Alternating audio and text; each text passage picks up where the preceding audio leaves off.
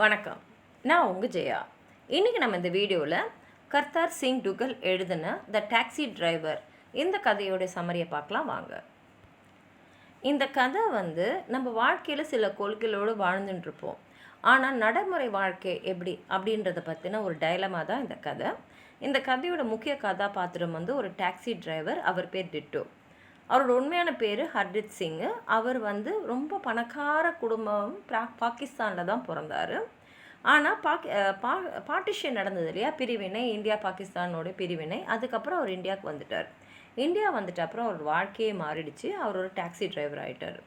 ஒரு நாள் அவருடைய டாக்ஸியில் ஒரு பர்ஸ் இருந்தது. அதில் நிறைய பணம் இருந்தது. அது ஏதாவது அவருடைய பயணியோட பர்ஸாக தான் இருந்திருக்கணும். அதை பார்த்து சந்தோஷப்படுறது பதிலாக அவருக்கு ரொம்ப கஷ்டமாக தான் இருந்தது. ஏன்னா அதை வச்சுட்டு என்ன செய்கிறதுன்னு அவருக்கு தெரியல. அது ரொம்ப நேரம் கழித்து வேற அவர் கண்ணில் பட்டிருக்கு. அவரை பொறுத்த வரைக்கும் இந்த மாதிரி பணம்லாம் சந்தேகப்பட வேண்டிய பணம் அப்படின்றது தான் அவருடைய எண்ணம். ஏன்னா அவருக்கு என்ன நினைப்புனா, பணக்காரங்கன்னா அவங்க பண விஷயத்தில் ரொம்ப ரொம்ப கேர்லெஸ்ஸாக தான் இருப்பாங்க அப்படின்னு நினைக்கிறாரு. அதனால் அவர் அது மேலே சந்தேகப்படுறாரு.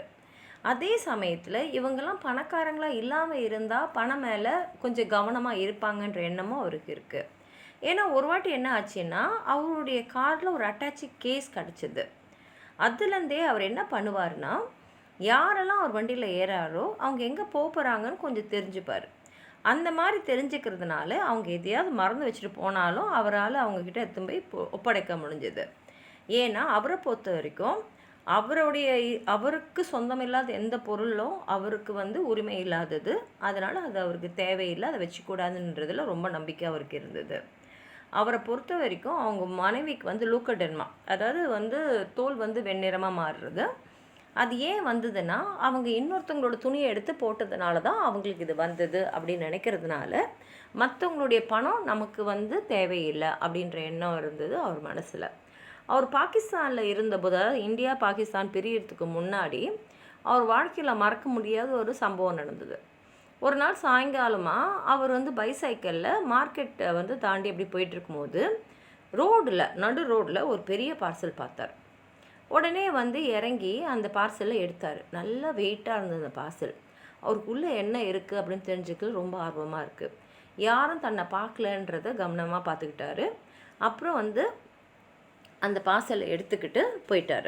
யாருமே இல்லாத ஒரு இடத்துல போய் நின்றுட்டு அந்த பார்சலை திறக்க ஆரம்பித்தார்.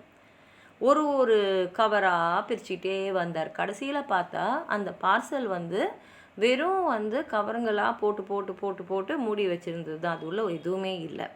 அவருக்கு புரிஞ்சிடுச்சு. அவருக்கு நல்லா புரிஞ்சிடுச்சு.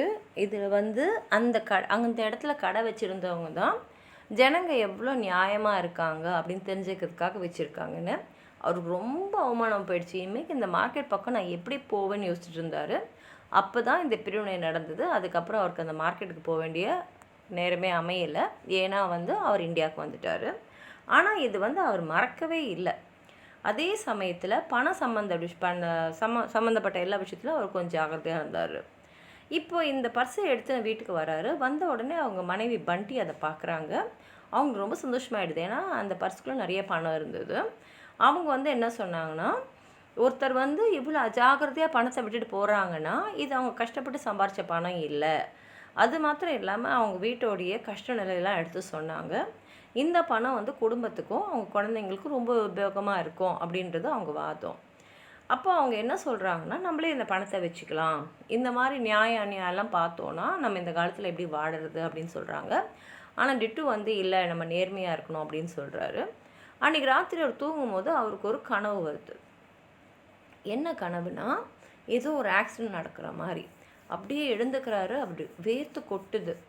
அவர் யோசித்து பார்க்குறாரு, இந்த மாதிரி வேற ஒருத்தவங்க பணத்தை நம்ம வச்சுட்டு இருந்தோன்னா அது நம்மளை எந்த அளவுக்கு டார்ச்சர் பண்ணோம் அப்படின்னு தேடி பார்க்குறாரு. அப்போ தான் அவங்க மனைவி படுத்துன்னு இருக்காங்க இல்லையா, அவங்க பக்கத்துலேயே அந்த பர்ஸை வச்சுட்டு படுத்துன்னு இருக்கிறத பார்க்குறாரு.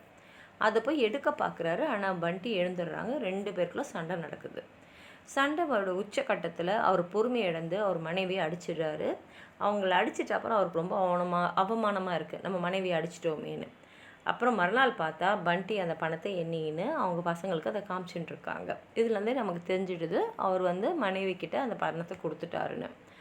அவங்க பையன் வந்து அவங்க அம்மா கிட்ட கேட்குறான், அப்பா ஏம்மா உன்னை அடித்தாருன்னு. அதுக்கு அவங்க சொல்கிறாங்க, புருஷன் பொண்டாட்டி அடிக்கிறதெல்லாம் சாதாரணம் தான் அப்படின்னு. அதாவது நடந்த ஒரு விஷயத்த அவங்க ரொம்ப வந்து நார்மலைஸ் பண்ணிடுறாங்க. இந்த கதையிலேருந்து நம்ம பார்க்குறோம், டிட்டுவுக்கு வந்து நம்ம நேர்மையாக இருக்கிறது எப்படி, இல்லை நடைமுறை வாழ்க்கை எப்படின்றதுல ஒரு டைலமா இருக்குன்னு. ஆனால் அதே சமயத்தில் பண்டிக்கு வந்து கிடைச்ச பணத்தை நம்ம குடும்பத்துக்கு தான் உபயோகப்படுத்தணுன்றதுல ரொம்ப ரொம்ப உறுதியாக இருந்தாங்க. இதில் வந்து இவர் இது தப்பு இது கரெக்டுன்றதெல்லாம் இந்த எழுத்தாளர் சொல்ல, ஏன்னா அது வந்து படிக்கிறவங்ககிட்டே விட்டுட்டார். ஆனால் இந்த கதையில் வந்து ஒரு குடும்பம் எப்படி வந்து வாழறதுக்காக அவங்க கஷ்டப்படுறாங்கன்றது ரொம்ப எளிமையாக வந்து இதை எழுதியிருக்காரு. உங்களுக்கு எதாவது சொல்லணும்னு நினச்சிங்கன்னா கீழே இருக்கிற கமெண்ட் பாக்ஸில் எழுதுங்க. இந்த வீடியோவை லைக் பண்ணுங்கள், உங்கள் ஃப்ரெண்ட்ஸோடு ஷேர் பண்ணுங்கள். சப்ஸ்கிரைப் பண்ணாதவங்களாம் ப்ளீஸ் சப்ஸ்கிரைப் பண்ணி சப்போர்ட் பண்ணுங்கள். நன்றி.